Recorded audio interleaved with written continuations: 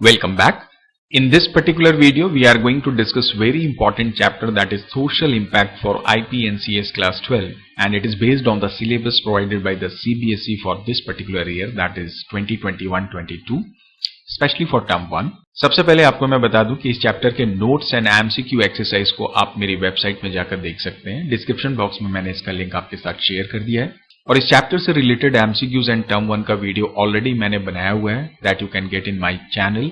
इसका भी लिंक मैंने आपके साथ डिस्क्रिप्शन बॉक्स में शेयर किया हुआ है, और ऊपर आई बटन पे भी आपको इसका लिंक मिल जाएगा।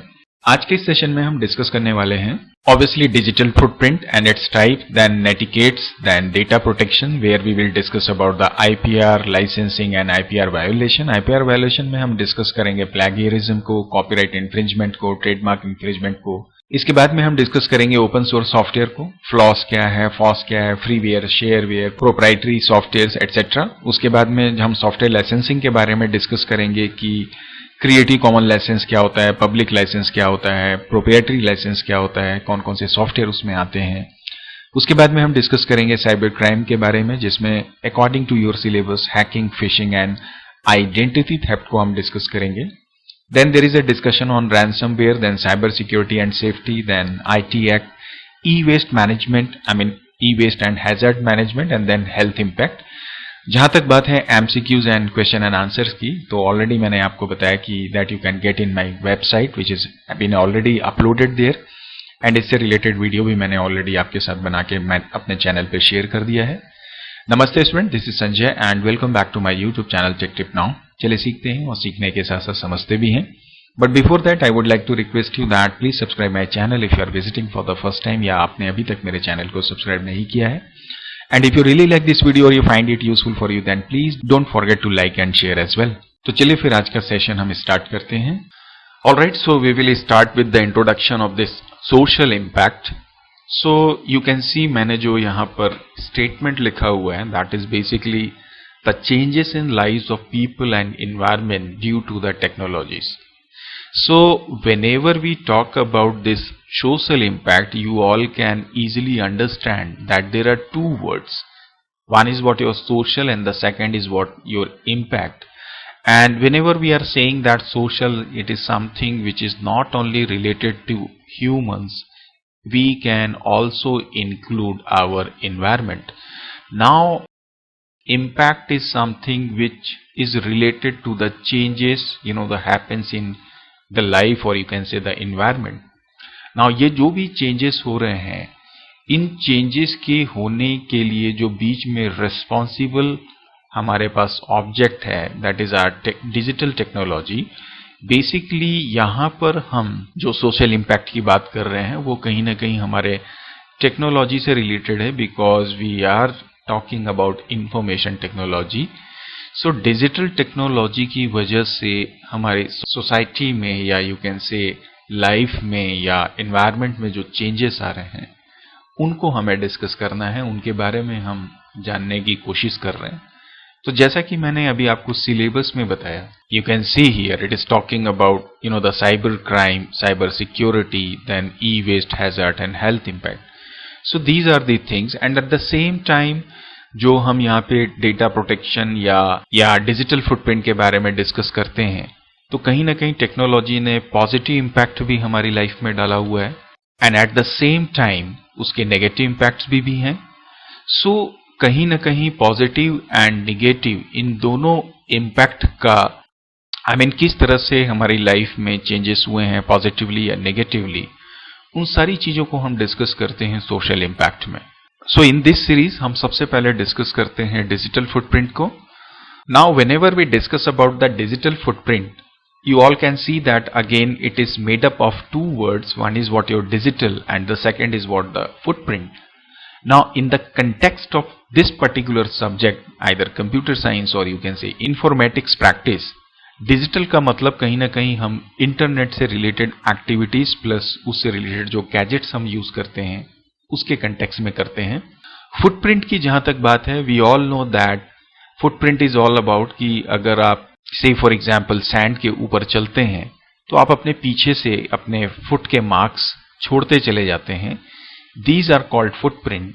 नाउ अगर डिजिटल फुटप्रिंट की बात की जाए, तो इसका मतलब ये है कि अगर आप इंटरनेट पे एक्टिविटी करते हैं, इंटरनेट पे चलने का मतलब कहीं ना कहीं हम जिस भी तरह की एक्टिविटी करें, अब ये एक्टिविटी चाहे तो आपके सोशल मीडिया में कमेंट्स पास करना हो सकता है, या तो आप कहीं ना कहीं अपनी इमेजेस को अपलोड करने की बात करते हैं, किसी फोरम में आप मैसेजेस या इंफॉर्मेशन शेयर करते हैं, सिमिलरली जब आप ईमेल में मैसेजेस करते हैं इस तरीके से, या जब आप किसी ऑनलाइन फॉर्म को सबमिट करते हैं, इस तरह की जितनी भी या तमाम जो भी इंटरनेट में आप एक्टिविटी करते हैं, ये सारी activity as a data trail in the sense आप तो अपना वर्क कंप्लीट करके इंटरनेट क्लोज करके वापस चले जाते हैं, बट जो भी एक्टिविटी आपने की है उससे रिलेटेड डेटा का एक ट्रेल का जो रिकॉर्ड है वो आपके वेब सर्वर में, इन द सेंस जिस सपोज दैट आपने कोई एक वेबसाइट ओपन की, यू ऑल नो दैट वो वेबसाइट किसी एक सर्वर में रिसाइड करती है, सर्वर में स्टे करती है, तो उस सर्वर में ही आप जो भी एक्टिविटी उस दौरान वेबसाइट में कर रहे होते हैं उस सर्वर में जाके स्टोर हो जाती है। सो वेब सर्वर में रिकॉर्ड स्टोर होता है, and at the same time because आप अपने लोकल कंप्यूटर में ब्राउजर का इस्तेमाल करते हैं, तो उस ब्राउजर की हिस्ट्री में भी ये जाके स्टोर हो जाता है। और ये जो डेटा स्टोर हो रहा है, this is actually called what your digital footprint. और ये जो फुटप्रिंट होता है ये बेसिकली कहीं ना कहीं आपके एटिकेट्स को, कहीं ना कहीं आपके एक बिहेवियर को रिप्रेजेंट करता है online. So we can say that digital footprint means collection of data or records generated after any activity done by individual on the internet. That's fine. Now second is saying that nowadays digital footprint plays an important role in making an individual's reputation. Yes, it is very fact because जब आप let's suppose आप किसी job के लिए जाते हैं और वहां पे आप अपनी रेज्यूमे सेंड करते हैं, तो रेज्यूमे इज ऑल अबाउट जो कहीं ना कहीं आपका कंप्लीट एक रिफ्लेक्शन है in terms of your education, in terms of your experience, in terms of your personality. So उसी तरह से नाउअडेज ये जो डिजिटल फुटप्रिंट है that has also become part of your resume, और यू कैन से मतलब आज की डेट में कंपनीज कहीं ना कहीं आपकी जो डिजिटल एक्टिविटीज हैं उन्हें भी चेक करती हैं कि आप किस तरह से बिहेव करते हैं। सो इसका मतलब ये आपके लिए बहुत इंपॉर्टेंट हो जाता है कि जब आप इंटरनेट पे कोई भी एक्टिविटी करें तो इट शुड बी रिस्पॉन्सिबल और it should be very accurate, और ये काफी केयर के साथ आपको करनी चाहिए। और जो भी इंटरनेट में कनेक्ट होता है चाहे वो जिस भी तरीके से हो, कहीं ना कहीं उसके डिजिटल फुटप्रिंट बनना शुरू हो जाता है।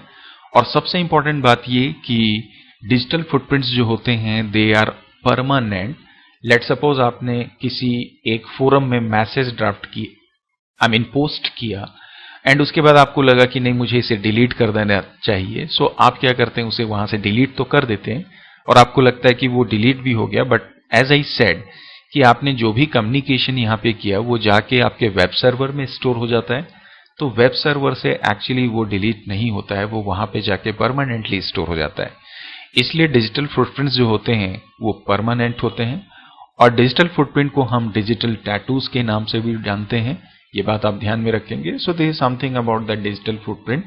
Let's talk about types of digital footprint. And जब भी हम डिजिटल फुटप्रिंट की बात करते हैं, basically there are two types of digital footprint. One is called active digital footprint and the second is called your passive digital footprint.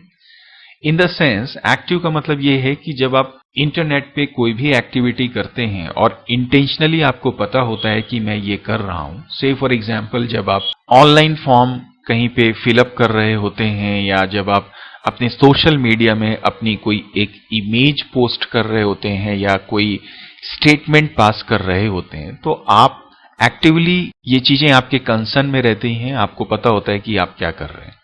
सो इस दौरान इस तरह की जो एक्टिविटीज करने की वजह से फुटप्रिंट्स रेडी होते हैं, they are basically known as what your active footprint, जहां पर कि हम ये बोल सकते हैं कि आप इंटेंशनली इन चीजों को कर रहे होते हैं। कुछ एग्जांपल्स की अगर हम बात करें तो we all can see that the sharing of information, as I said online form fill up करना, जब आप लॉग इन करते हैं अपने ईमेल अकाउंट में, या से फॉर एग्जांपल आप किसी शॉपिंग वेबसाइट पे जाते हैं, मेल रिसीव करना, सेंड करना, या कई दफ़ा जब आप वेबसाइट ओपन करते हैं वहाँ पर आपको कुकीज़ को एक्सेप्ट करने का मैसेज आता है, या तो आप उसे इग्नोर करते हैं या एक्सेप्ट करते हैं। तो अगर आप उसे एक्सेप्ट कर रहे हैं, इसका मतलब इंटेंशनली, जानते हुए आपने उसे एक्सेप्ट किया, तो ये कहीं ना कहीं एक्टिव डिजिटल फुटप्रिंट के एग्जाम्पल्स हैं। And at the same time जब हम पैसिव डिजिटल फुटप्रिंट्स की बात करते हैं, it's about, as I said, कि जहां पर अननोइंगली आपका फुटप्रिंट रेडी होता है कि आप इंटरनेट पे वर्क तो कर रहे होते हैं, पर कुछ एक्टिविटीज आपके द्वारा ऐसी की जाती हैं जिसके बारे में आप अवेयर नहीं होते हैं। जैसे कि आप एग्जाम्पल की बात करें, टर्निंग ऑन जियो लोकेशन। से फॉर एग्जाम्पल, अगर आप मोबाइल में किसी ऐप को ओपन करते हैं, it ask you to turn on your geo location. So this is something you can say comes under passive digital footprint, जहां पे आपको पता नहीं है कि आपकी क्या एक्टिविटी हो रही है। सिमिलरली कई दफा कुकीज जो होती हैं अननोइंगली, अनइंटेंशनली आपके द्वारा इंस्टॉल कर दी जाती हैं, या आप वर्क कर रहे होते हैं और कुकीज इंस्टॉल हो जाती हैं। कई बार आप डिफरेंट फोरम्स में या सोशल साइट्स में जाके जब आप लाइक करते हैं या डिसलाइक करते हैं, that also comes under passive digital footprint. So overall, this is how we all can understand the types of digital footprint. When we talk about how to manage digital footprint, as I said in the beginning कि nowadays आपके resume का या आपके biodata का एक part digital footprint भी है. इसलिए ये बहुत जरूरी हो जाता है कि आप रिस्पॉन्सिबली बिहेव करें अपने इंटरनेट पे. आपका डिजिटल फुटप्रिंट जो है वो क्लीन होना चाहिए. आप जो भी एक्टिविटी कर रहे होते हैं अपने इंटरनेट पे, उसके लिए आप बिल्कुल अवेयर रहें कि क्या आपने कोई गलत वर्क तो नहीं किया, क्या आपने सही वर्क किया है. सिमिलरली जब आप कोई पोस्ट करें तो you should be very careful about that. And जब भी आप प्राइवेसी चेकिंग की बात करते हैं, it should be double check या डबल लेयर सिक्योरिटी आपकी अकाउंट्स की होनी चाहिए. और जो टेम्पररी फाइल्स जब आप इंटरनेट पे एक्टिविटी करते हैं तो आपके सिस्टम में स्टोर होते चले जाती हैं, उसे टाइमली आप डिलीट करते रहें. एंड आपने जो भी अकाउंट बनाया है उसकी एक्सेसिबिलिटी या उसका एक्सेस आप लिमिटेड रखें. से फॉर एग्जांपल आप किसी सोशल साइट में हैं और आपका जो अकाउंट है तो आप उसे पब्लिक ना करें. इन द सेंस आप सेलेक्टिव रहें कि आपके कौन से फ्रेंड उसे देख सकते हैं, कौन नहीं दे सकते हैं. ये कहीं ना कहीं ओवरऑल आपके पॉजिटिव डिजिटल फुटप्रिंट को बनाने में आपकी हेल्प करता है. तो ये तो कुछ बातें हुई डिजिटल फुटप्रिंट की. Let's talk about net etiquettes. Again it is all about behaving और acting responsibly, safely, legally on the internet, right. जब आप नेट पे वर्क कर रहे हैं, बिकॉज अभी हमने बात की डिजिटल फुटप्रिंट की जो पॉजिटिव होना चाहिए, तो ये आपके लिए बहुत जरूरी है कि आप इंटरनेट पे जब भी एक्टिविटी करें तो you should be responsible, you should B positive. And जो भी एक्टिविटी आप करें, जो भी चीजें आप डाउनलोड करें, जो भी रिसोर्सेस का आप यूज करें, it should be legal. And at that same time सबसे इंपॉर्टेंट आपके लिए होता है कि आपकी सेफ्टी. बिकॉज जब आप इंटरनेट पे वर्क कर रहे होते हैं, बहुत सारी एक्टिविटीज ऐसी हो सकती हैं जो कहीं ना कहीं आपके कंप्यूटर सिस्टम को या आपके पर्सनल इंफॉर्मेशन को हैक कर सकती हैं. इसलिए कुछ बातों का जानना आपको जरूरी है, जिसमें सबसे पहले हम बात करते हैं डूज की, कि क्या आपको करना चाहिए, क्या आपको नहीं करना चाहिए. We all know that respect others privacy. आप अगर किसी कम्युनिटी में हैं तो दूसरों की प्राइवेसी का आप ख्याल रखें. दूसरों की डाइवर्सिटी के बारे में जानें, क्योंकि हर व्यक्ति का जो जियोग्राफिकल लोकेशन है वो अलग है, उसका कल्चर अलग है.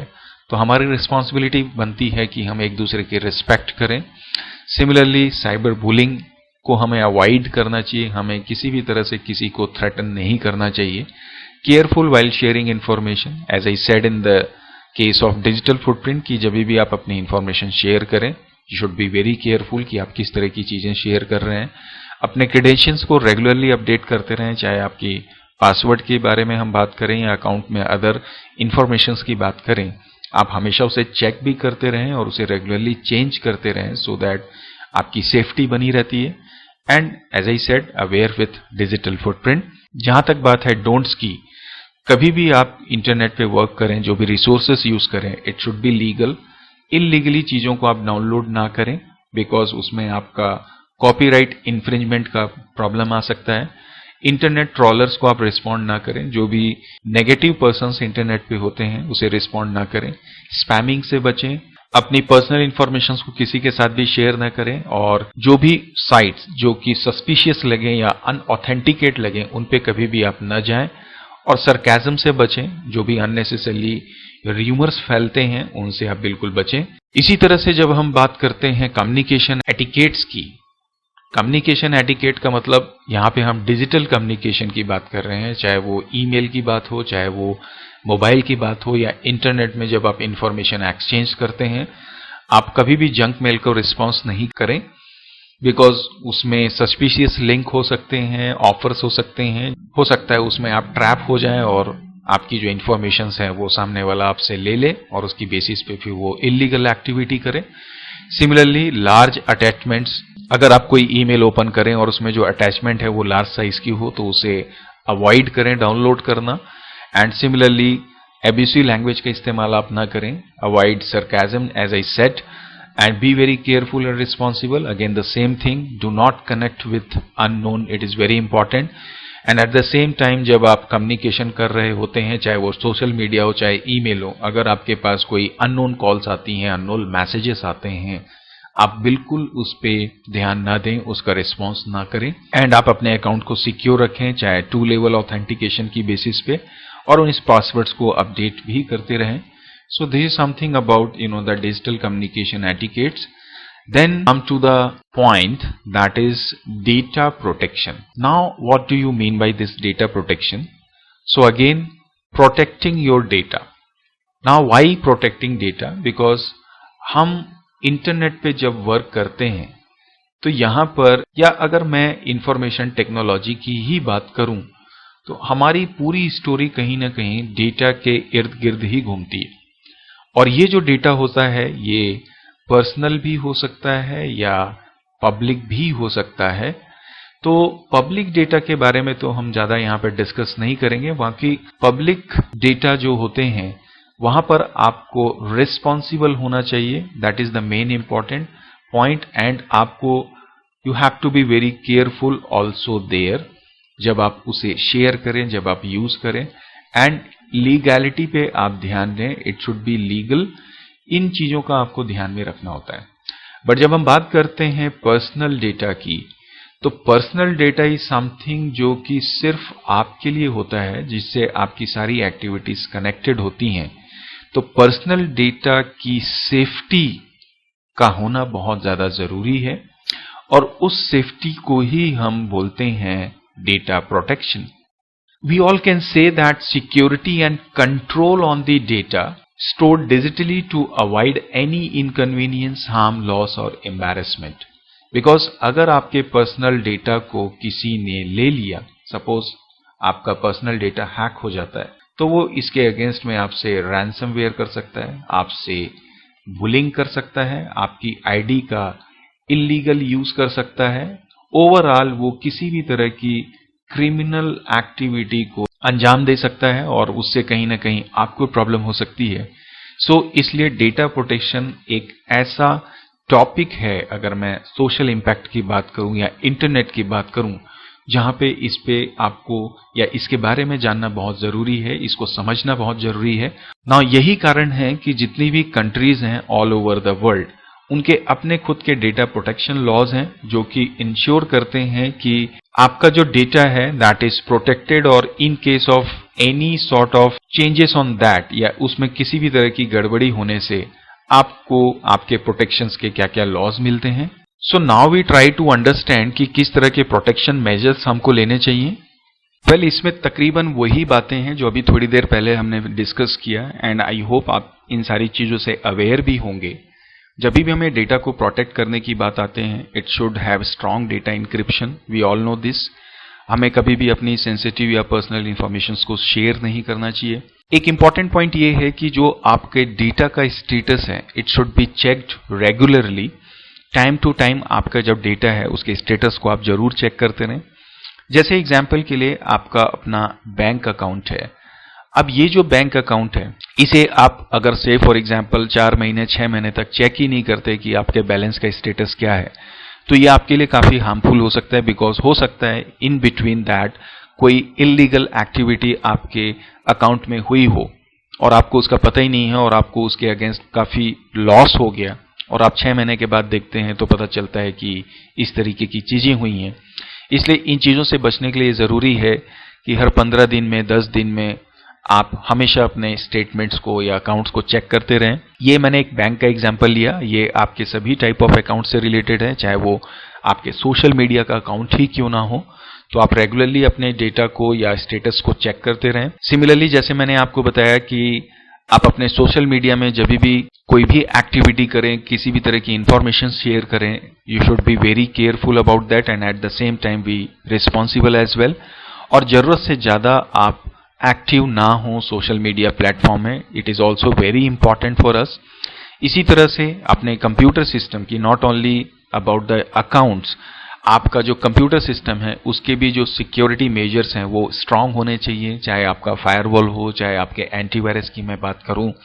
इनफैक्ट जब आप सॉफ्टवेयर यूज करते हैं they should also be the licensed. हालांकि ज्यादातर 95% पीपल जो होते हैं या जो यूजर्स होते हैं वो कभी भी लाइसेंस सॉफ्टवेयर को यूज नहीं करते, उनमें से एक मैं भी आप कह सकते हैं, but we should try to use licensed software. And इसी तरह से जो अननोन मेल्स हैं या जो सस्पिशियस मेल्स होती हैं उसे आप इग्नोर करें, उसे ओपन ना करें। अनएक्सपेक्टेड जो वेरिफिकेशन कॉल्स आपके पास आ रही हैं उनको आप अवॉइड करें। कई बार क्रेडिट कार्ड के पिन को कंफर्मेशन करने के लिए या आपके किसी भी टाइप ऑफ डेटा को अपडेट करने के लिए कॉल्स आते हैं, बिल्कुल आप उसमें अपने को दूर रखें उनसे। एंड इसी तरह से डेटा का बैकअप भी लेना आपके लिए बहुत जरूरी है। टाइमली इन केस कभी कोई किसी तरह से हैकिंग हो जाए तो एटलीस्ट आपका वो डेटा बैकअप आपके पास रहेगा जिसे आप रीयूज कर सकते हैं। और एक इंपॉर्टेंट बात ये भी है कि नाउअडेज डिजिटल ब्रेक का एक कॉन्सेप्ट है, it's very much similar to that. जब आप ऑनलाइन क्लासेस करते हैं उस दौरान बीच बीच में 10 मिनट्स का ब्रेक लेते हैं, then you do some stretching, you do some exercise. So इस तरह से जब आप डिजिटली एक्टिव होते हैं, जब आप इंटरनेट पे वर्क कर रहे हैं, तो बीच बीच में 1 डेज या 2 डेज का ब्रेक भी आपके लिए लेना जरूरी है। So these are some important points we should know about how can we protect data, what do you mean by data protection. And इसके बाद में हम बात करते हैं सबसे पहले, which is very important concept और you can say the point, that is intellectual property rights. Now, what do you mean by this intellectual property right? First of all, it is for your data protection. You all can say that it's a right which protects your creativity. Now you see, it is made up of 3 words. Intellectual, which is something related to your mind, which is something related to your intelligence, your design skills, your thinking skills. Property is something related to the product or the creative you make with your intelligence, and to protect that product, the right which has been given to you is called what? Intellectual property right. So overall कहीं न कहीं आपकी creativity को protect करने का जो right आपको मिला हुआ है, that is actually called what? Your intellectual property. I mean intellectual property rights. For example, किसी भी तरह का लिटरेरी वर्क करें, चाहे आप कोई स्टोरी लिखें, कोई बुक लिखें, इन्वेंशंस करें, चाहे जैसे बल्ब का इन्वेंशन हुआ है, फाउंटेन पेन का इन्वेंशन हुआ है, इस तरह के इन्वेंशंस आप भी कर सकते हैं। आर्ट वर्क, कोई ग्राफिक्स रेडी करना, कोई इमेज रेडी करना, रिसर्चेस करना, सॉफ्टवेयर डिजाइन करना, सॉफ्टवेयर डेवलप करना, या किसी तरह से एक नई इंफॉर्मेशन, नई थ्योरी लाना, ये सारी चीजें आपकी इंटेलेक्चुअल प्रॉपर्टी कहलाती हैं।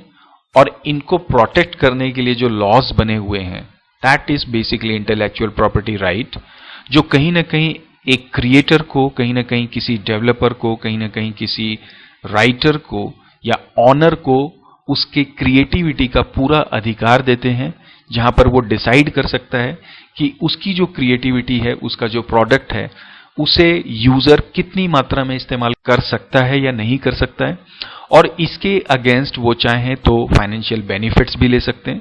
तो आईपीआर जो होता है, जैसे मैंने आपको बोला कि फाइनेंशियल बेनिफिट तो देता ही है, सेफ्टी आपकी करता है, सेफ्टी आई मीन आपके प्रोडक्ट को सेफ करता है, और आपको एक उसके रिकॉग्निशन भी मिलती है, आपकी एक आइडेंटिटी भी आपकी क्रिएटिविटी की वजह से बनता है। ये तभी हो सकता है जब आपने अपने इंटेलेक्चुअल प्रॉपर्टी को प्रोटेक्ट किया हुआ हो।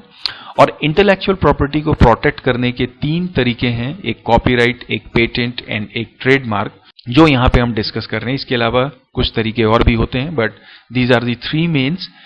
इन तीनों को मैं एक एग्जाम्पल से आपको समझाने की कोशिश करता हूं।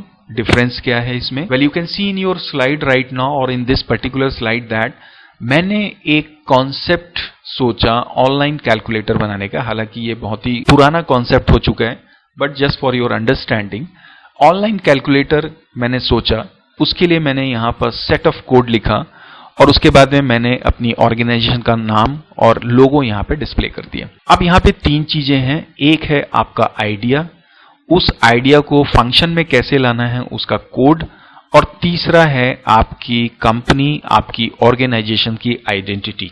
नाउ इन तीनों को हम अलग अलग तरीके से प्रोटेक्ट करते हैं। जब आप अपने आइडिया को प्रोटेक्ट करना चाहते हैं, जो फंक्शनल एक्सप्रेशन है आपके आइडिया का, पर्पस क्या है, क्या बनाया आपने, क्या बनाना चाह रहे हैं, that is protected by the patent.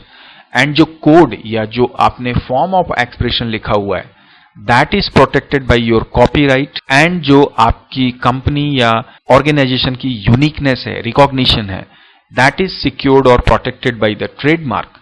So this is how you all can understand कि पेटेंट, कॉपीराइट या ट्रेडमार्क क्या है।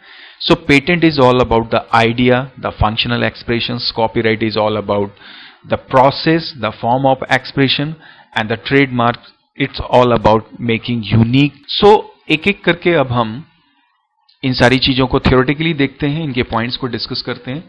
Well, copyright, as I said, it protects form of expressions. जितने भी इंटेलेक्चुअल वर्क्स होते हैं, चाहे वो लिटरेरी वर्क हो, स्टोरी लिखना हो, आपकी बुक लिखना हो, ग्राफिक्स रेडी करना हो, आप कोई मूवी बनाएं, फिल्म बनाएं, सॉन्ग रेडी करें, इस तरह के जितने भी क्रिएटिव वर्क्स होते हैं, ये कॉपीराइट के थ्रू प्रोटेक्टेड होते हैं। एंड कॉपीराइट की जो वैलिडिटी होती है, that is up to 60 years. जिस दिन आपको कॉपीराइट मिलता है उससे 60 साल तक वो वैलिड होता है।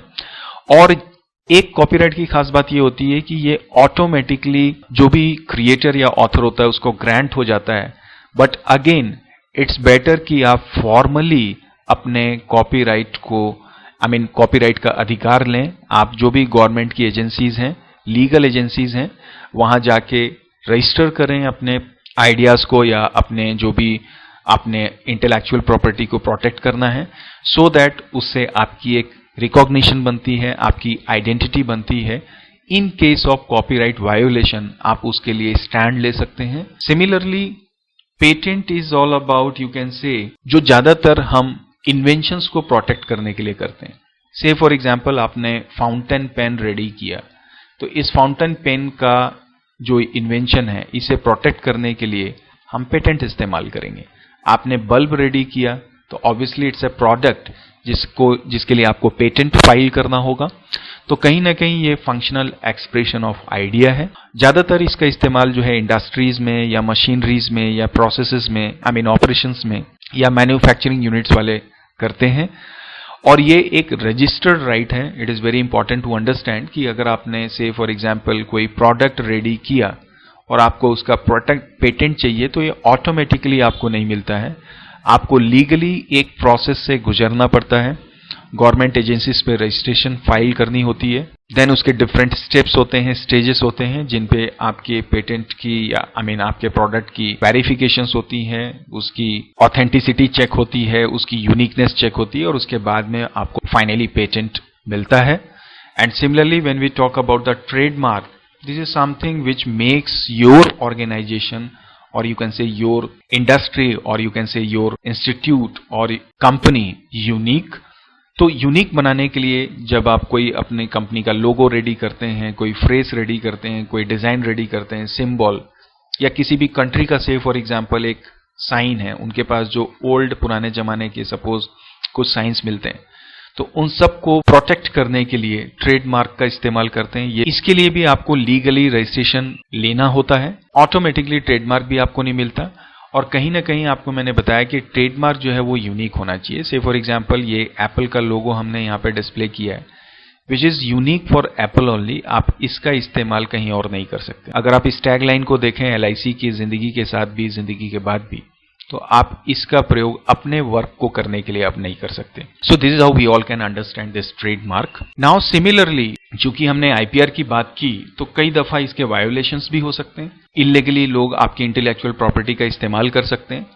तो ये बेसिकली ये जो वायोलेशंस होते हैं ये 3 कैटेगरीज में हम रखते हैं। One we can say is plagiarism, second is what copyright infringement, and the third is what trademark infringement. चलिए इनको एक एक करके डिस्कस करते हैं। First of all, we'll see, what do you mean by this plagiarism?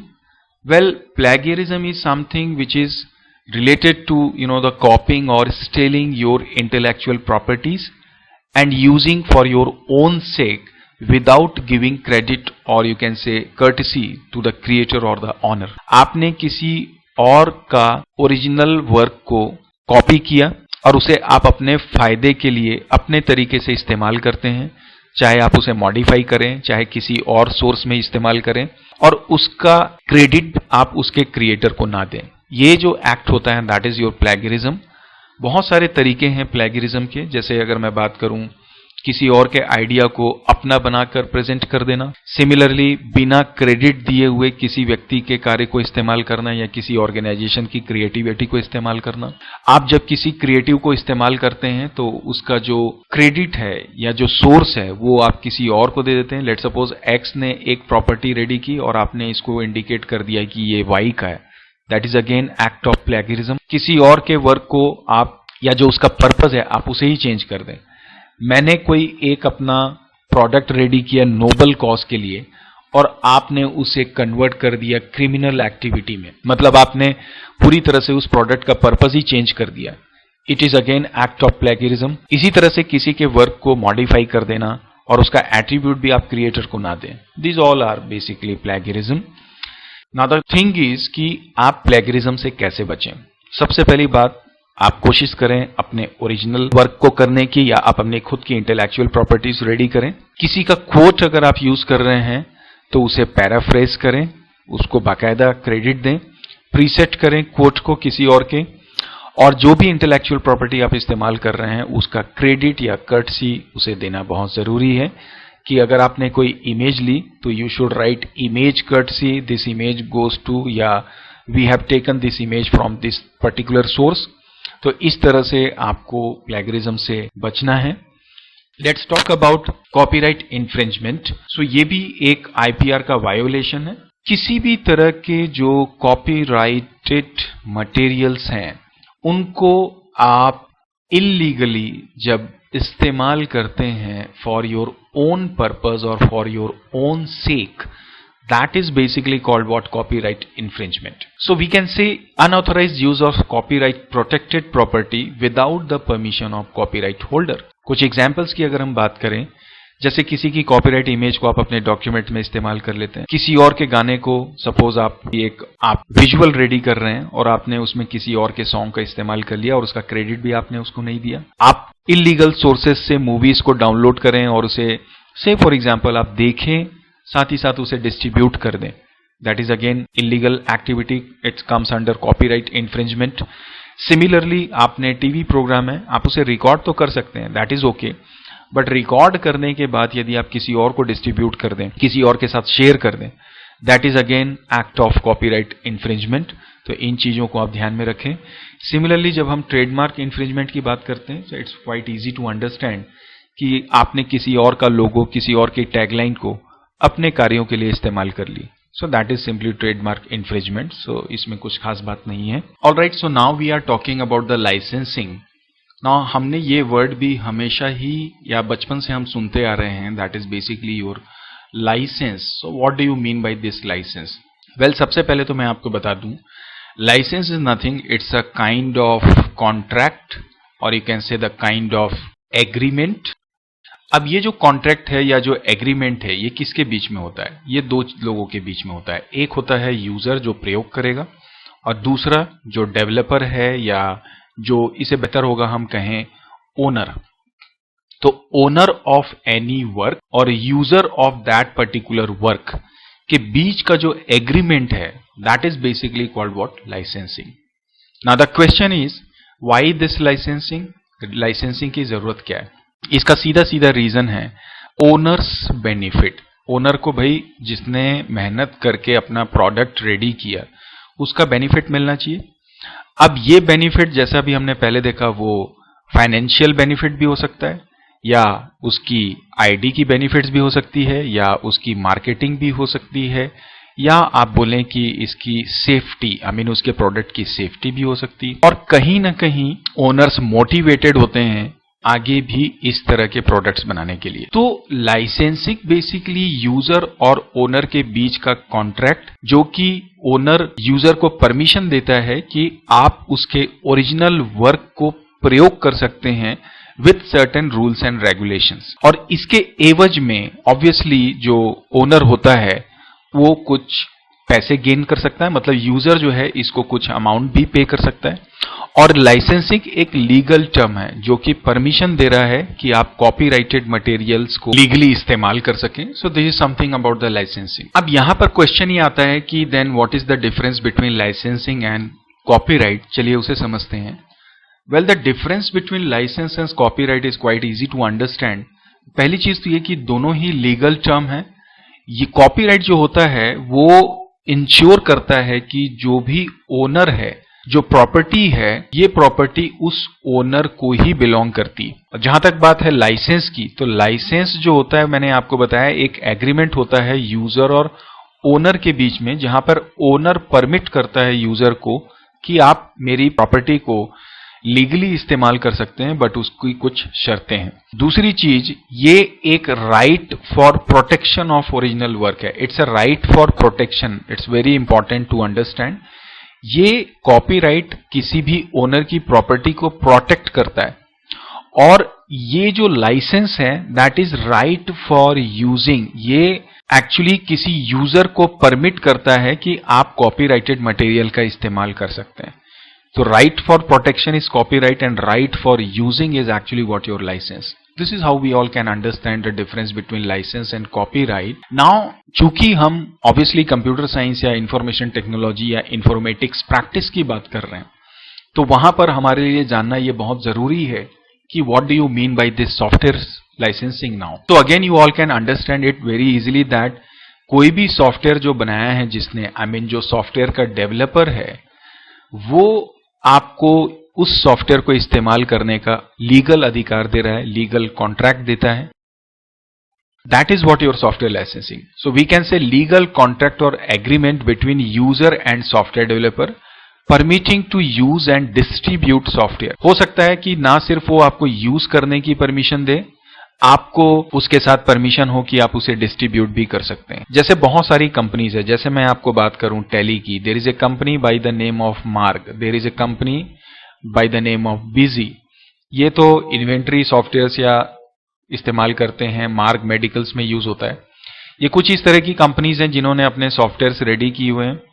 In software की licensing के लिए उन्होंने कुछ एजेंट्स बनाए हैं, या जैसे मैं अगर इनकी बिजनेस करना चाहता हूं तो मैं मार्क के साथ एसोसिएट हो जाऊंगा। ये मुझे लाइसेंस प्रोवाइड कर देंगे कि मैं उनके प्रोडक्ट को आगे डिस्ट्रीब्यूट कर सकता हूं, सेल कर सकता हूं और उसके बिहाफ में अर्निंग भी कर सकता हूं। So this is what it is talking about distributing software. So ये एक लीगल टेक्स्ट डॉक्यूमेंट होता है जो आपको बताता है कि the responsibilities of the parties to use software with imposed restrictions. जैसे मैंने आपको बोला कि मैंने अगर मार्क से लाइसेंस लिया उसके सॉफ्टवेयर को प्रयोग करने का, साथ ही साथ डिस्ट्रीब्यूट करने का, तो उसके कुछ रूल्स एंड रेगुलेशंस होंगे जिसे मुझे फॉलो करना होगा। इसी तरह से जो यूजर है उसके पास उसके इंस्टॉलेशन का कैसा राइट है, कितनी वारंटीज है, वो मिलता है आपको। Protection of developers intellectual property, that is the main purpose of this software licensing. और यहां पर एक सबसे इंपॉर्टेंट बात यह भी है कि ये जो लाइसेंस है ये इंश्योर करता है कि क्या जो सॉफ्टवेयर यूजर को मिल रहा है उसके साथ केवल सॉफ्टवेयर का ऑपरेशन है या सॉफ्टवेयर का कोड भी उसको मिल रहा है। So that is again there. तो ज्यादातर सॉफ्टवेयर लाइसेंसिंग जो कमर्शियली हम करते हैं तो उसमें कोड नहीं दिया जाता है। हालांकि इसे भी दो कैटेगरीज में हम डिवाइड करते हैं, चलिए समझने की कोशिश करते हैं। एक जो सॉफ्टवेयर लाइसेंसिंग का टाइप होता है दैट इज प्रोप्रिएटरी लाइसेंस, और दूसरा which is known as what your public license. Public license को भी दो सब कैटेगरीज में हम डिवाइड कर सकते हैं, फ्री एंड ओपन सोर्स। पहले हम डिस्कस करते हैं प्रोप्राइटरी लाइसेंस की या प्रोप्रिएटरी लाइसेंस की। Well we all know that जब भी ये प्रोप्रिएटरी वर्ड या प्रोप्राइटरशिप की बात आती है, इसका मतलब हम ओनरशिप की बात करते हैं, इसका मतलब जो प्राइवेट आइटम होता है। तो ये जो है provide authority to use software only, मतलब अगर आप प्रोप्राइटरी सॉफ्टवेयर देते हैं किसी सॉफ्टवेयर का या लेते हैं तो वहां पर आप केवल सॉफ्टवेयर का इस्तेमाल कर सकते हैं। आप उस सॉफ्टवेयर को रीयूज नहीं कर सकते, उसको डिस्ट्रीब्यूट नहीं कर सकते, ना ही उसके कोड को चेंज कर सकते हैं। मतलब प्रोप्राइटरी लाइसेंस बेस्ड जितने भी सॉफ्टवेयर्स हैं आप केवल उनको इस्तेमाल कर सकते हैं, उसको चेंज नहीं कर सकते, किसी भी तरह के कोड में मॉडिफिकेशन नहीं कर सकते। अर्थात ये केवल सॉफ्टवेयर आपको प्रोवाइड करता है यूज करने के लिए, that is software with operation.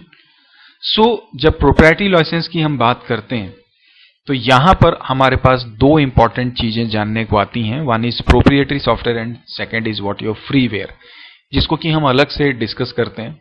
जैसे ओपन सोर्स सॉफ्टवेयर क्या है, फ्री सॉफ्टवेयर क्या है, फ्रीवेयर क्या है, शेयरवेयर क्या है। तो प्रोप्राइटरी लाइसेंस के अंतर्गत दो टाइप के सॉफ्टवेयर आप ले सकते हैं, एक तो प्रोप्रिएटरी सॉफ्टवेयर और एक फ्रीवेयर।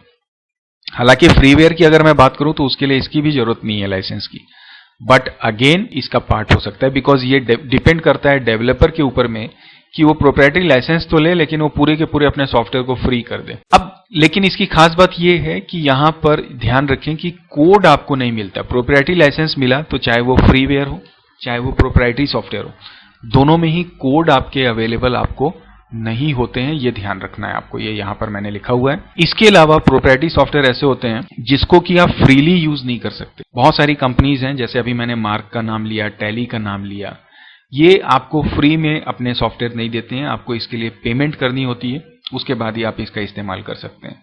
तो मतलब सिर्फ ऑपरेशंस और उसके लिए आपको पेमेंट करनी होगी। एंड जब फ्रीवेयर की हम बात करते हैं तो फ्रीवेयर ऐसा है जो आपको उसके लिए पेमेंट नहीं करनी पड़ती है, आप उसको डायरेक्ट इस्तेमाल कर सकते हैं बिना किसी प्रॉब्लम के लिए। दोनों में सिर्फ बात यह है कि सोर्स कोड आपको अवेलेबल नहीं होता है। जब हम बात करते हैं पब्लिक लाइसेंस की, तो public license is something, actually public license को बनाने का जो पर्पज है वो है ओपन सोर्स की फिलॉसफी को आगे बढ़ाना, इसको यू कैन से बूस्ट करना, इसको प्रमोट करना। Question is that why this open source. देखिए, जब आप सॉफ्टवेयर की बात करते हैं तो एक चीज होती है कि आप केवल सॉफ्टवेयर को यूज कर रहे हैं, लेकिन अगर मैं आपको सॉफ्टवेयर दे दूं विथ कोड कि आप फ्री हैं इसे कोड को मॉडिफाई करने के लिए, तो जाहिर सी बात है, so might be possible that वो आपके कोड को और मॉडिफाई करे, आपके सॉफ्टवेयर में देखे कि क्या प्रॉब्लम है, उसे चेंज करे, उसके डिजाइन को, उसके परफॉर्मेंस को इंक्रीमेंट करे और उसके बाद वापस आपको रिटर्न करे या पूरी कम्युनिटी को रिटर्न करे। सो कहीं ना कहीं ओपन सोर्स का जो मकसद है वो यही होता है कि सॉफ्टवेयर्स अगर कोड्स के साथ अवेलेबल हो जाएं तो जो भी डेवलपर है, जो भी क्रिएटर है, वो उसके पिटफॉल्स को फाइंड आउट करे, उसे एक बेहतर डिजाइन दे सके, उसकी परफॉर्मेंस को बेहतर कर सके, जिससे ओवरऑल जो आईटी कम्युनिटी है एंड कंप्लीट सोसाइटी है उसको उसका फायदा मिल सके। Basis on this fact public license की भी एक कैटेगरी होती है। अगर हम सॉफ्टवेयर लाइसेंस की बात करें, पब्लिक लाइसेंस का मतलब सीधे सीधे आपको समझ में आ रहा होगा, जहां पर ना केवल आप सॉफ्टवेयर को यूज कर सकते हैं, आप फ्रीली उसको डिस्ट्रीब्यूट कर सकते हैं और उसके कोड को मॉडिफाई कर सकते हैं। पब्लिक लाइसेंस की खास बात यह रहती है कि ये आपको तभी मिलेगा जब आपने अपना कोई सॉफ्टवेयर तो दिया लेकिन उसके साथ उसका सोर्स कोड भी आपको देना है। अगर आप ये नहीं देंगे तो कोई फायदा नहीं। और जैसे मैंने आपको बोला, it encourages developer to improve the design performance of the software, जिससे कि ओवरऑल कम्युनिटी को उसका फायदा हो। तो ये तो बात हुई हमारे पब्लिक लाइसेंस की। नाउ जहां तक पब्लिक लाइसेंस के टाइप्स की बात है, मैं इसे थोड़ा रब कर दूं तो आप देखेंगे इसमें भी दो तरीके से लाइसेंसिंग हो सकती है, एक जिसे हम बोलते हैं फ्री सॉफ्टवेयर लाइसेंस और एक जिसे हम जानते हैं ओपन सोर्स लाइसेंस के नाम से। एक बात आपको मैं बता दूं कि हमें यह कंफ्यूजन होता है कि फ्री सॉफ्टवेयर क्या है, ओपन सोर्स सॉफ्टवेयर क्या है, या ज्यादातर हम ये सोचते हैं कि दोनों ही सेम चीजें हैं। नहीं, दोनों सेम नहीं है, दोनों ही अलग अलग है। हालांकि दोनों ही फ्री टू यूज है, दोनों के ही सोर्स कोड आपको मिलते हैं, लेकिन जो दोनों का पर्पस है, जो दोनों का डिस्ट्रीब्यूशन का तरीका है वो अलग है, दोनों का जो मोटिव है वो थोड़ा सा अलग है, इसलिए ये दो अलग अलग कैटेगरीज में है। तो इससे पहले कि मैं फ्री सॉफ्टवेयर लाइसेंस या ओपन सोर्स लाइसेंस की बात करूं, मैं पहले आपके साथ फ्री सॉफ्टवेयर और ओपन सोर्स सॉफ्टवेयर क्या होता है इसको डिस्कस करूंगा, उसके बाद इसकी लाइसेंस पे हम वापस आएंगे। So now when it comes to free software and open source software, सबसे पहली बात तो ये कि दोनों ही फ्री टू यूज है। मैं आपको बता दूं, या सीधे सीधे हम इसके कॉमन फीचर्स की बात करें, both are free to use, both are free to distribute, and इसके कोड भी आपको अवेलेबल होते हैं जिनको आप मॉडिफाई कर सकते हैं। इट प्रोवाइड सोर्स कोड, जैसे मैंने बोला कि ये दोनों जो हैं ये आपको सोर्स कोड भी देते हैं अपने सॉफ्टवेयर के साथ साथ में, जिसको कि आप अपनी जरूरत के हिसाब से चेंज करके रीबिल्ड कर सकते हैं और उसके नए वर्जन का सॉफ्टवेयर भी इजाद कर सकते हैं। और जैसे मैंने अभी थोड़ी देर पहले बताया कि इसका या इन दोनों का फ्रीली मार्केट में रहना विथ कोड, उसका रीजन ये है कि it encourages developer to improve the design and all that, जो अभी हमने डिस्कस किया। The thing is that the difference कि एक्चुअली जब दोनों ही सेम पर्पज सेम चीज के लिए, तो दोनों में एक्चुअली डिफरेंस क्या है। तो जो डिफरेंस है it between the free software and open software lies at there distribution process. I am saying that distribution process. Distribution का मतलब क्या है समझने की कोशिश करते हैं। फ्री सॉफ्टवेयर जो है उसका ज्यादातर जो रिलेशन है वो आपके मॉरल से है, that is more user oriented. मतलब हम फ्री सॉफ्टवेयर बना दें, सोर्स कोड के साथ यूजर को दे दो, उसके बाद यूजर उसको जैसा चाहे प्रयोग करे बिना टेंशन के। मॉडिफाई करना चाहता है तो मॉडिफाई भी कर सकता है। लेकिन जो ओपन सोर्स होता है, ओपन सोर्स का पर्पस होता है डेवलपमेंट का, बिजनेस ओरिएंटेड कॉन्सेप्ट है इसका, कि ओपन सोर्स का मतलब एक ऐसा प्लेटफॉर्म फ्री सॉफ्टवेयर लोगों को अवेलेबल करा दो जहां पर लोग जाएं और अपना कोडिंग करके अपनी चीजों को बना सकें। एग्जाम्पल से समझाने की कोशिश करता हूं। जैसे ओपन सोर्स की अगर मैं बात करूं, आपके इस कोर्स में है माई एसक्यूएल। ये माई एसक्यूएल एक ओपन सोर्स सॉफ्टवेयर है, ठीक है। अब इसे हम बोलते हैं फॉस। एक वर्ड यहां पे बात आ रही कि जब हम फ्री सॉफ्टवेयर और ओपन सोर्स सॉफ्टवेयर की बात करते हैं तो मैं 2 मिनट आपको बता दूं कि there are two terms, FLOSS and एक होता है हमारा FOSS. FLOSS is related to free software, and जब हम फॉस की बात करते हैं तो ये आपके ओपन सोर्स सॉफ्टवेयर से रिलेटेड होता है। फ्लॉस का मतलब होता है free and liver open source software, और FOSS का मतलब होता है free and open source software. तो फ्री एंड लाइबर का मतलब ये है कि जो पूरी तरह से फ्री है, free to use and everything है, और वहां पर आप उसको यूज करिए, डिस्ट्रीब्यूट करिए, बट ये रिलेटेड है आपके फ्री सॉफ्टवेयर से। एक बात और आपको मैं बता दूं कि यहां पर ये जो फ्री लिखा है, इस फ्री का मतलब एक्चुअली फ्रीडम से है, मतलब फ्रीडम सॉफ्टवेयर। आपको 4 तरीके से फ्रीडम्स मिलती हैं यूज करने की, डिस्ट्रीब्यूट करने की, रिसर्च करने की और कोड को मॉडिफाई करने की। ये परमिशन होती है आपको फ्रीडम सॉफ्टवेयर में। ओपन सोर्स सॉफ्टवेयर जो होता है एक ऐसा सॉफ्टवेयर होता है जो उस सॉफ्टवेयर को तो आप मॉडिफाई नहीं कर सकते, लेकिन उस सॉफ्टवेयर के अंदर जाके आप अपना खुद का सॉफ्टवेयर बना सकते हैं। जैसे माई एसक्यूएल है, ये एक डेटाबेस मैनेजमेंट सिस्टम का पैकेज है, एक सॉफ्टवेयर है। यहां जाके आप अपने मन का किसी भी तरह का डेटाबेस बना सकते हैं। जैसे मैं बात करूं आपको अपाचे सर्वर की। अब अपाचे सर्वर जो आपको मतलब PHP से रिलेटेड फैसिलिटीज प्रोवाइड करता है। ये अपाचे जो है ये ओपन सोर्स सॉफ्टवेयर है, जहां पर जाके आप PHP, आपको एक प्लेटफॉर्म मिलता है जहां पे आप PHP की कोडिंग करते हैं। माई एसक्यूएल के साथ कंबाइन करके आप नए वेब सॉफ्टवेयर्स बना सकते हैं, वेब एप्लीकेशंस बना सकते हैं। So this is the fundamental of open source. जहां तक बात है आपके फ्री सॉफ्टवेयर की, तो फ्री सॉफ्टवेयर में जैसे एक ऑपरेटिंग सिस्टम आपने नाम सुना होगा यूबंटू का। तो Ubuntu is what, it's a free software. मतलब ये एक्चुअली एक ऑपरेटिंग सिस्टम है, लेकिन इसको आप इंस्टॉल करके यूज भी कर सकते हो और आप अपनी जरूरत के हिसाब से इसको मॉडिफाई भी कर सकते हो। दूसरा फ्री सॉफ्टवेयर में बात करूंगा यहां पे Linux, that is also again a kind of operating system, जिसको आप यूज भी कर सकते हो और अपने जरूरत के हिसाब से मॉडिफाई भी कर सकते हैं। एक और मैं यहां पर सॉफ्टवेयर का नाम लेना चाहूंगा, जिम्प का, that is basically product of Microsoft. It's quite similar to Photoshop. ये भी एक फ्री सॉफ्टवेयर है जिसको आप एज ए फोटोशॉप या फोटो एडिटिंग के लिए यूज कर सकते हैं, साथ ही साथ इसको आप इसके कोड को मॉडिफाई करके अपने अनुसार इसका नया वर्जन भी क्रिएट कर सकते हैं। सो that is what the difference between free software and open source software. तो समहाउ ओपन सोर्स जो होता है ना, वो बिजनेस ओरिएंटेड अप्रोचेस को ज्यादा महत्व देता है, उसको प्रमोट करता है, और जो फ्री सॉफ्टवेयर होता है that is only for, that is basically user centric, वो यूज को ज्यादा प्रमोट करता है कि आप उसे यूज कर सकें। जहां तक बात है फ्रीवेयर की और प्रोप्राइटरी सॉफ्टवेयर की, तो वहां पे तो फ्रीवेयर फ्री टू यूज होते हैं, लेकिन आपको उसके साथ उसका कोड नहीं मिलता है।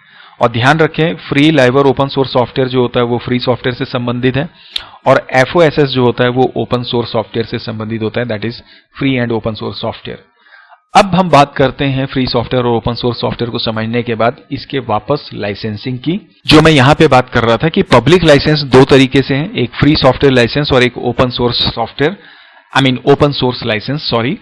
तो चलिए इसे देखते हैं। So this is here that public license, जो मैंने आपको बोला, फ्री सॉफ्टवेयर लाइसेंस में दो तरीके के लाइसेंस हैं। एक है GNU GPL, इसी में GNU GPL भी हो सकता है, आप इसे simply GNU general public license समझें, जो आपके कोर्स के मुताबिक आपको देखना है। ओपन सोर्स में MIT बेस्ड लाइसेंस है, BSD बेस्ड लाइसेंस है और CC है। आपके कोर्स के मुताबिक मैं यहां पे डिस्कस कर रहा हूं सिर्फ CC, that is basically known as what your creative common. तो अब आपको समझ में आ रहा होगा कि GNU GPL बेसिकली ये बोला जाता है कि पब्लिक सॉफ्टवेयर्स, ये एक पब्लिक लाइसेंस है जो सॉफ्टवेयर्स के लिए इस्तेमाल होता है। क्रिएटिव कॉमन एक अगेन पब्लिक लाइसेंस है जो बेसिकली जो क्रिएटिव वर्क्स करते हैं, जैसे आप कोई इमेज रेडी करते हैं, जैसे आप कोई, ऑब्वियसली सॉफ्टवेयर भी उसमें इंक्लूड होता है, लेकिन जैसे आप डिजिटल वर्क करते हैं किसी भी तरीके का, वो सारे आपके क्रिएटिव कॉमन्स में आ जाते हैं। चलिए अब मैं बजाय इन सबको डिस्कस करने के आपके कोर्स के according GNU GPL and CC को डिस्कस करूंगा। So let's talk about them. So first of all we are talking about GNU General Public License.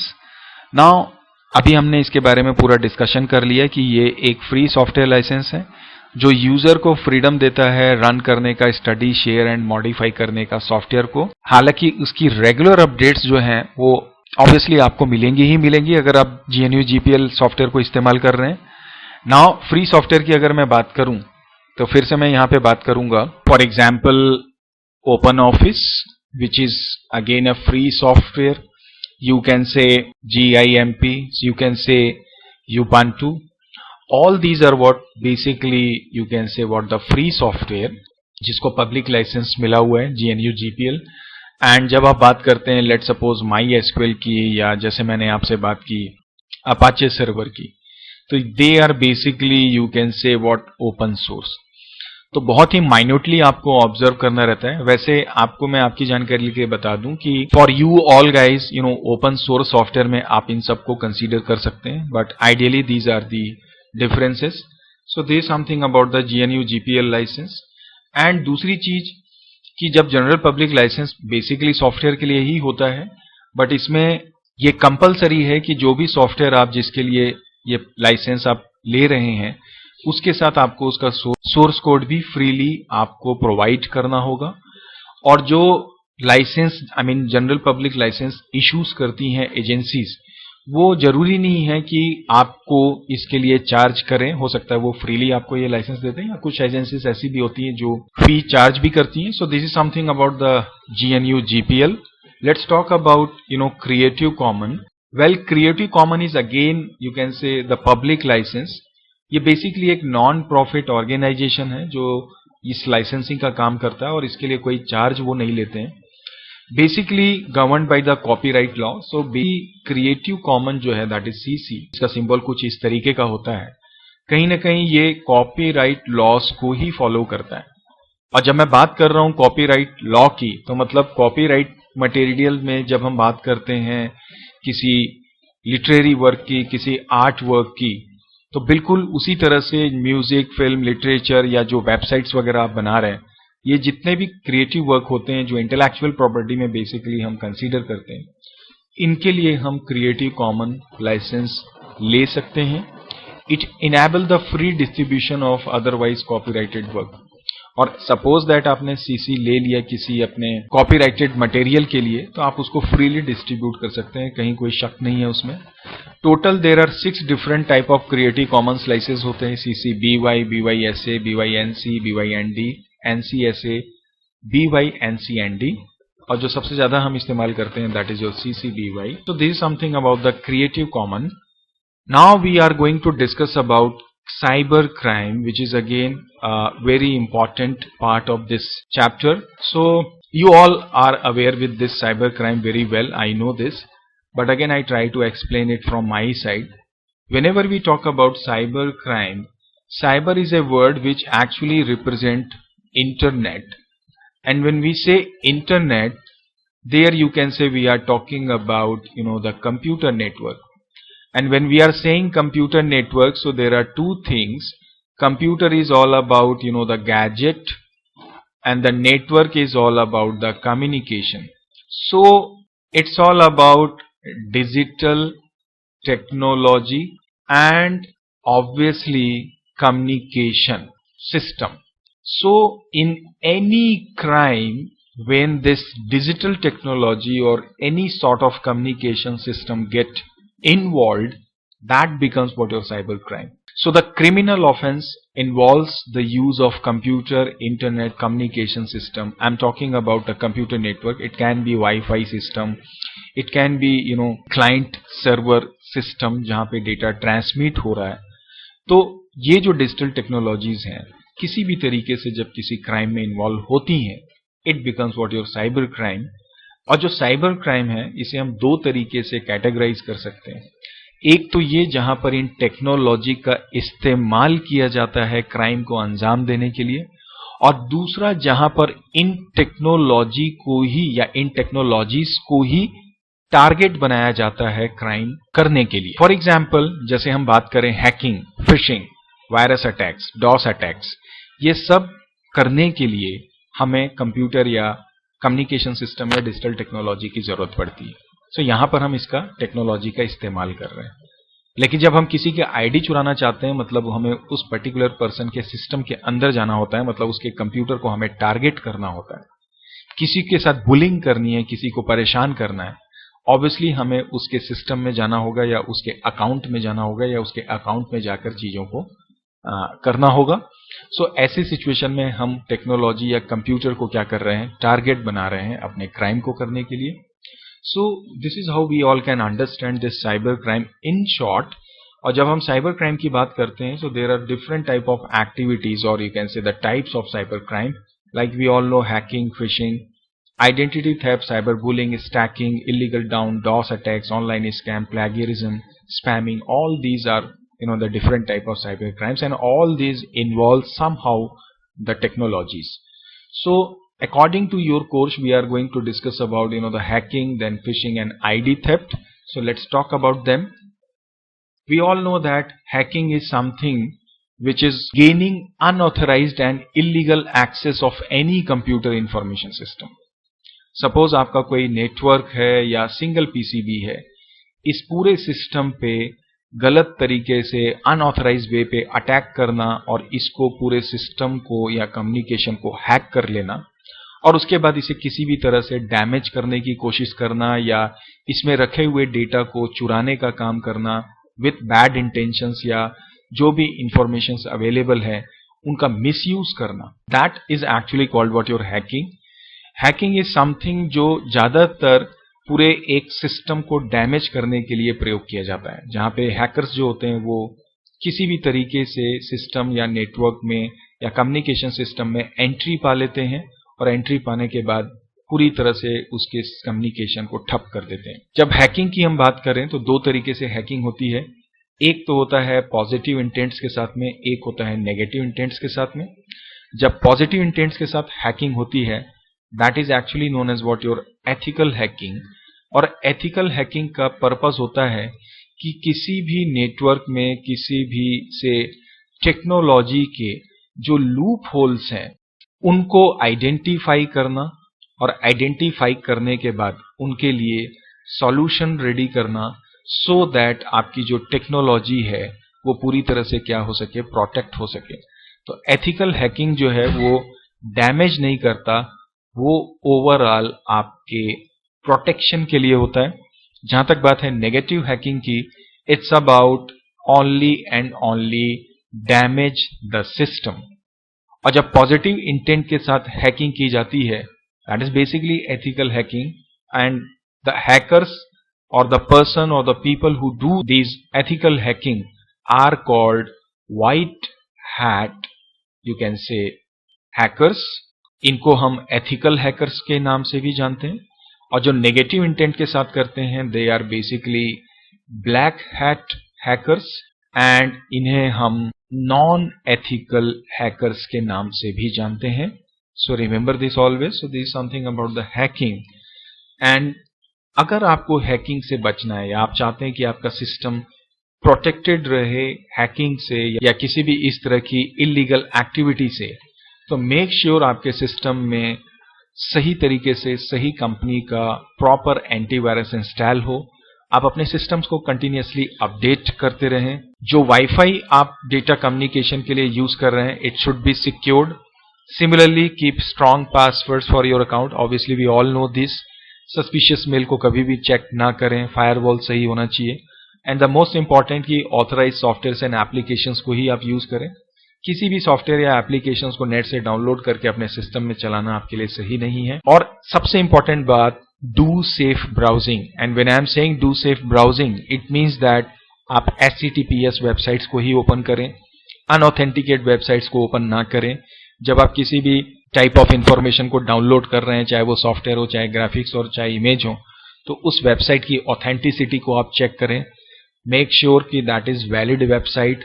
Illegal links पे आप ना क्लिक करें। So overall this is how we all can take some preventive measures for keeping our self और keeping our computer system protected from hacking. So this something about this. Let's talk about phishing. We all know phishing is what. Phishing का मतलब होता है किसी भी user की sensitive information को gain करना, फर्स्ट ऑफ ऑल। और इस इंफॉर्मेशन को गेन करने के लिए डिफरेंट तरीके अपनाए जाते हैं, चाहे वो ईमेल हो, चाहे वो टेक्स्ट मैसेजेस हो, चाहे वो फोन कॉल्स करना हो। तो जब इन फोन कॉल्स, टेक्स्ट मैसेज और ईमेल्स के द्वारा किसी यूजर की पर्सनल एंड सेंसिटिव इंफॉर्मेशन को लिया जाता है, तो ये जो आने वाले कॉल्स या मेल्स होती हैं, ये बिल्कुल ऐसी लगती हैं जैसे ये किसी ऑथेंटिक साइट से या ऑथेंटिक ऑर्गेनाइजेशन से आपको भेजी गई हैं। फोन कॉल्स आते हैं तो ऐसा लगता है जैसे वो बिल्कुल वैलिड ऑर्गेनाइजेशन से आपको और जेन्युइन रीजन से आपको फोन कॉल किया गया है। और इस तरह से जो क्रिमिनल्स होते हैं वो आपको ट्रैप करते हैं, और अगर आप उनको रिस्पॉन्ड करते हैं तो इनडायरेक्टली आपके जानकारी के बगैर इलीगली वो आपकी इंफॉर्मेशंस को ले लेते हैं और उसके बाद में उसके उन इंफॉर्मेशंस का वो दुरुपयोग करते हैं। सो फिशिंग जो होता है, बेसिकली इसमें जो टारगेट होता है, इसमें जो ज्यादातर चीजें क्रिमिनल्स प्राप्त करने के लिए करते हैं, वो या तो यूजर की क्रेडेंशियल्स हैं, social ID like voter ID card, pan card, आपका पासपोर्ट, ये सारी चीजें लेने की कोशिश करते हैं, बैंक डिटेल्स लेने की कोशिश करते हैं, obviously debit credit card details लेने की चाहते हैं, पर्सनल इंफॉर्मेशन में जैसे आपका मोबाइल नंबर क्या है, आपकी डेट ऑफ बर्थ क्या है, तो इस तरह से इन आईडीज को लेके फिर उसको दुरुपयोग करना। जहां तक बात है फिशिंग की, वैसे तो इसमें ये सारे email, text messages and phone calls होते हैं, बट सबसे ज्यादा जो इस्तेमाल किया जाने वाला तरीका है that is your email. In fact email के द्वारा ही जो इलीगल प्रोसेस होते हैं, मींस इलीगल तरीके से डेटा लिया जाता है किसी यूजर का, that itself is called phishing. There is a term called spoofing, जो एक स्टैंडर्ड टर्म है जिसमें एक्चुअली ये जो डेफिनेशन है वो आती है, और ये डेफिनेशन जब ईमेल के थ्रू होती है that becomes what your fishing. But आप कंफ्यूज ना हो, बट आपके आइडिया के लिए मैंने आपको ये डिस्कस किया। So now the question is how can we prevent phishing. So obviously चूंकि ये ईमेल से ज्यादा होता है, इसलिए आप ऐसी ईमेल को ना ओपन करें जो आपकी जानकारी में ना हो, जो सस्पिशियस हो। कभी भी लॉन्ग साइज के अटैचमेंट्स को आप ओपन ना करें, अनवांटेड अटैचमेंट्स को ओपन ना करें, सस्पिशियस लिंक्स जो आपको मिलते हैं आपके मेल पे उसे क्लिक ना करें। ईमेल जो आया है उसकी वैलिडिटी को चेक करें, सही है या नहीं है। एंटी फिशिंग टूलबार्स अपलोड करें अपने सिस्टम में, और ईमेल की टाइमिंग, किस टाइम पे ईमेल आ रहा है। कई बार रात को 2:30, 3 बजे, 4 बजे भी ईमेल्स आती हैं, तो वो कुछ ऐसी एक्टिविटीज का टाइम होता है जो सस्पिशियस हम कंसीडर कर सकते हैं। तो टाइमिंग को भी आप जरूर ध्यान दें जब भी आप किसी ईमेल को चेक करते हैं। So this is how we all can prevent our system or us from phishing. Let's talk about identity theft, which is again a type of cyber crime. Identity theft is again very easy to understand that किसी भी user की या person की personal informations को illegally criminals के द्वारा steel कर लेना, चुरा लेना और उसके बाद उसका अपने तरीके से वो क्रिमिनल एक्टिविटीज में या डिफरेंट इलीगल एक्टिविटीज में प्रयोग करना, that is actually your identity theft. Now ये जो आइडेंटिटी थेफ्ट होती है, तीन कैटेगरीज हैं या तीन पर्पस होते हैं इसके. एक तो फाइनेंस के लिए चुराया जाता है कि वो आपके आईडी को चुराकर उससे फाइनेंस गेन कर सके. जैसे मान लीजिए आपकी कोई इंश्योरेंस पॉलिसी है किसी और की है, तो वो आपके आईडी को लेके उस इंश्योरेंस पॉलिसी को मैच्योर करवा के उसका पूरा पैसा ले लेंगे. मेडिकल क्लेम आपने कुछ किया हुआ है, वो क्लेम आपको लेना है, तो आपके आईडी को लेके वो कर सकते हैं. क्रिमिनल कोर्ट है, जैसे कोर्ट में सपोज आपके नाम से कोई केस है या कुछ आपने गलत हरकत की और आपको जाना है, तो आपकी आईडी को इस्तेमाल किया जाएगा कोर्ट में और जो ओरिजिनल पर्सन है वो बच जाएगा और आप फंस जाएंगे. तो इस तरह की एक्टिविटीज को करने के लिए आईडी थेफ्ट की जाती है, which is again a type of cyber crime. Now finally will talk about how can we prevent us from cyber crime. तो कई दफा शुरू से हम इसको डिस्कस कर रहे हैं, so I am not going to repeat these steps again and again. You all can just pause it and read it. I am just to save the time, मैं इसको फिर से डिटेल में डिस्कस नहीं कर रहा हूं. Now let's talk about Indian IT Act, which is again part of your chapter. Well, Indian IT Act is all about, it's a cyber law basically, which is Indian Information Technology Act 2000. year 2000 में ये finalise हुआ था. और cyber crime और e commerce से related जो laws हैं, जो लीगल लॉज हैं, I mean e commerce in India, infrastructure for e commerce in India, ये बेसिकली इस आईटी एक्ट में शामिल हुए थे अक्टूबर 27, 2009 में. एंड जैसा इसका नाम है IT act, it's all about protecting your properties, protecting you from cyber crime, protecting you and your system from illegal activities. उसके लिए आईटी एक्ट्स बनाए गए हैं. बेसिकली कुछ अमेंडमेंट्स जो बाद में हुए थे उसमें था डिजिटल सिग्नेचर का इसमें इन्वॉल्व होना, electronic governance and offences and penalties, ये कुछ हैं. तो चूंकि ये कुछ कानूनी बातें हैं, इसकी बहुत ज्यादा जानकारी मुझे नहीं है, so I just try to summarise this. So this is something about the Indian IT act. Let's talk about another section of this is what your e waste. Again I hope you all are very much familiar with this e-waste nowadays, which is one of the major pollution concern of the whole world. E-waste is all about electronic waste. So electronic waste in the sense all the electrical and electronic gadgets or the components जो कि ज़्यादा आगे use के नहीं रहते हैं, हम उसको ऐसे ही छोड़ देते हैं या हम फेंक देते हैं, जो कहीं ना कहीं जाके इलेक्ट्रॉनिक वेस्ट का फॉर्म करता है. से फॉर एग्जाम्पल अगर जैसे मैं बात करूं, आपके पास पेन ड्राइव है, साल में 2 दफा हम पेन ड्राइव ले लेते हैं, हमारी पेन ड्राइव गुम जाती है, हमें पता भी नहीं होता. बट आप इमेजिन करें कि आप सिर्फ पेन ड्राइव के बारे में ही अगर सोचें तो आपको समझ में आएगा कि कितना ज्यादा पेन ड्राइव का ही वेस्ट इस पूरे वर्ल्ड में होगा. एंड सिमिलरली अगर आप अदर इलेक्ट्रॉनिक डिवाइसेस के बारे में भी सोचें तो ये एक बहुत बड़ा कंसर्न है आज की डेट में. कंसर्न इसलिए है क्योंकि ये एयर को भी पॉल्यूट करता है, वाटर को भी पॉल्यूट करता है, आपकी अर्थ को भी पॉल्यूट करता है, because of their different type of elements और हार्मफुल एलिमेंट्स. सो ई वेस्ट जो होता है बेसिकली आज पूरे वर्ल्ड में जो सॉलिड वेस्ट है उसका 5% अकेले कवर करता है. और जनरली इसमें जो एलिमेंट्स हैं अगर आप देखें, जैसे कैडमियम है, बेरिलियम है, मरकरी है, ये इतने हार्मफुल एलिमेंट्स हैं जो कि किसी भी तरह से आई थिंक हमारे अर्थ के लिए या वाटर के लिए या सुटेबल नहीं होते हैं. नाउ जब हम ई वेस्ट की बात करते हैं तो इसके कुछ जो हैजर्ड्स हैं, जो नुकसान हैं, वो भी हम देखते हैं. एज आई सेड, एक तो हमारे एनवायरनमेंट को ये नुकसान कर रहा है, acidification of soil, air pollution है, ग्राउंड वाटर पॉल्यूशन है, obviously landfill with lead and heavy materials, जो कि ऑब्वियसली जो हमारे अर्थ की जो प्रोडक्टिविटी है, जो क्रॉपिंग में इस्तेमाल होती है, उसको बहुत नुकसान कर रहे हैं. हेल्थ की अगर हम बात करें तो ये इलेक्ट्रॉनिक डिवाइसेस ऑब्वियसली बहुत सारे डिफरेंट तरीकों से हमें नुकसान पहुंचा सकते हैं. जैसे लंग कैंसर एक मेजर इशू है, अस्थमा भी एक प्रॉब्लम है, हार्ट एंड किडनीज को ये हार्म कर सकते हैं, central nervous system because excessive use of technology हमारे नर्वस सिस्टम को ब्रेक कर रहा है, डीएनए भी हमारे इससे डैमेज हो रहे हैं। एंड सिमिलरली अगर इसके मैनेजमेंट की बात की जाए तो इसके लिए जो सबसे पॉपुलर फॉर्मूला है that is your 3R, reduce, reuse and recycle. Well, reduce का मतलब जैसे आपको समझ में आ रहा है कि आप अपने कंजम्पशन को, आई मीन इलेक्ट्रॉनिक या इलेक्ट्रिकल कंपोनेंट्स के कंजम्पशन को जितना कम कर सकते हैं उतना कम करें। इन द सेंस जब आपको वाकई किसी कंपोनेंट की जरूरत है तभी आप उसे लें। से फॉर एग्जांपल अगर मैं पेन ड्राइव की ही बात करूं, हम अननेसेसरली 5, 10, 15 पेन ड्राइव लेके रखते हैं जिसका कोई सेंस नहीं बनता।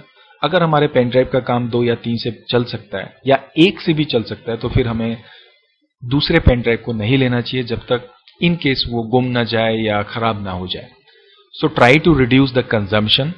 दूसरा इसमें होता है that is called your reuse.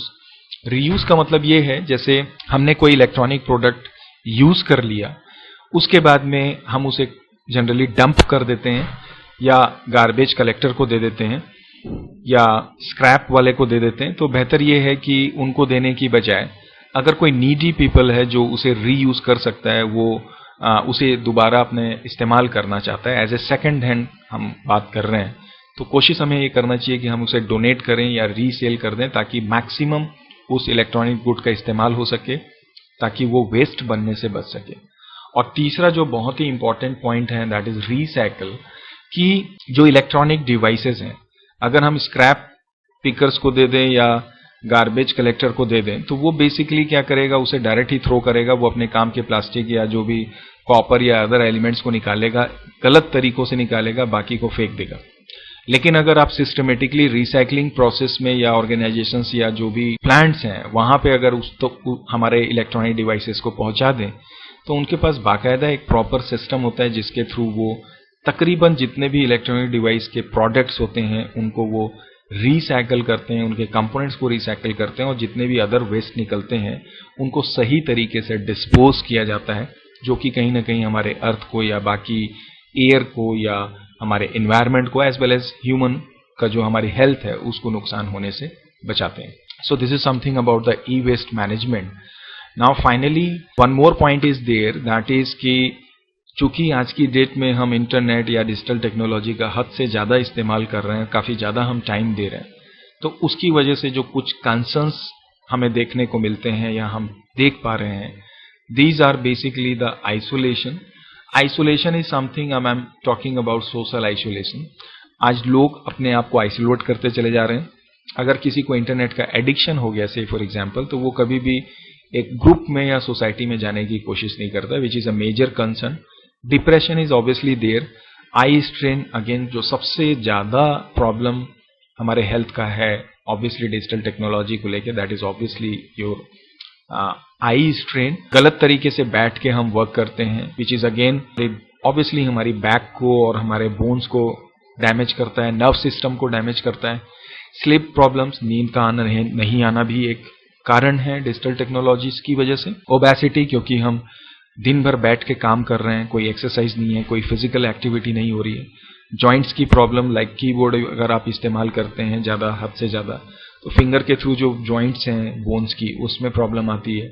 सुनने की भी प्रॉब्लम, बिकॉज आप ईयरफोन इस्तेमाल करते हैं, हेडफोन इस्तेमाल करते हैं, तो researchers said that bacteria 700 time ज़्यादा बढ़ जाते हैं, एक्टिव हो जाते हैं, आपकी सुनने की क्षमता कम हो सकती है।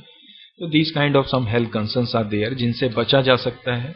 उसके लिए कुछ प्रिकॉशंस या मेजर्स हम ले सकते हैं, लाइक एक तो सबसे इंपॉर्टेंट कि हम जानते ही हैं रेगुलर ब्रेक्स लें, अपने आप को स्क्रीन से कुछ समय तक दूर रखें, अपनी आईज को वॉश करें, आई से रिलेटेड एक्सरसाइजेस करें, ड्यूरिंग ब्रेक थोड़ा सा हम वॉक करें, स्ट्रेचिंग करें।